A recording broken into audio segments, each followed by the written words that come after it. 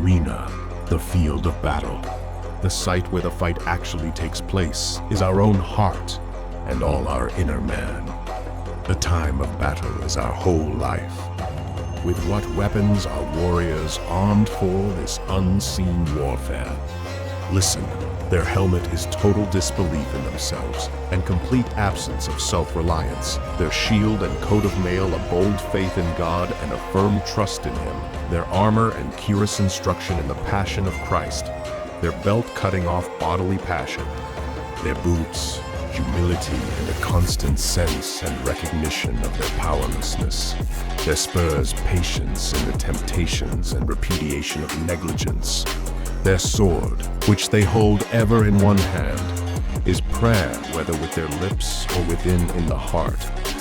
Their three-pronged spear, which they hold in the other hand, is a firm resolve in no way to consent to the passion which assails them, but to repulse it with anger and wholehearted hatred. Their pay and food, sustaining them in their resistance to the enemy, is frequent communion with God, both through the mystery of the Holy Eucharist, and inwardly, the clear, cloudless atmosphere, which enables them to see the enemy from afar. There's a constant exercising of the mind in the knowledge of what is right in the eyes of the Lord, and a constant exercising of the will in desiring only what is pleasing to God, peace and quiet of the heart. It is here in this unseen warfare that Christ's warriors learn to discern the various forms of prelest, the different wiles, the incredible subterfuges and military ruses, which our invisible foes use against us through the senses, through loss of the fear of God, and in particular through the four suggestions, which they introduce into the heart at the moment of death. I mean, suggestions of unbelief, despair, vainglory, and of the demons themselves assuming the aspect of angels of light. But in learning to discern all this, men learn at the same time how to frustrate these wiles of the enemy and to resist them.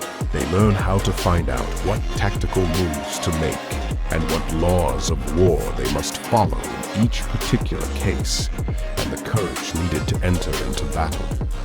In brief, I would say that every man who desires salvation will learn through this book how to conquer his invisible foes in order to acquire the treasure of true and divine virtues and to be rewarded with an incorruptible crown and a token of eternity, which is union with God both in this life and in the future. So, Christ, loving readers, strive not merely to fight, but to fight according to the law, to fight as you should, so that you may be crowned. Arm yourselves, as this book shows you how, so as to strike down your inner and invisible foes, which are the soul-destroying passions and their originators and instigators, the demons.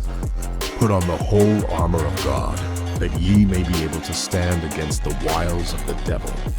Remember how at holy baptism you vowed to renounce Satan and all his works, all service of him, and all his pride.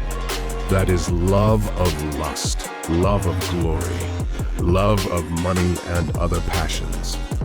So strive with all your might to turn him back, to put him to shame, and to overcome him with every perfection.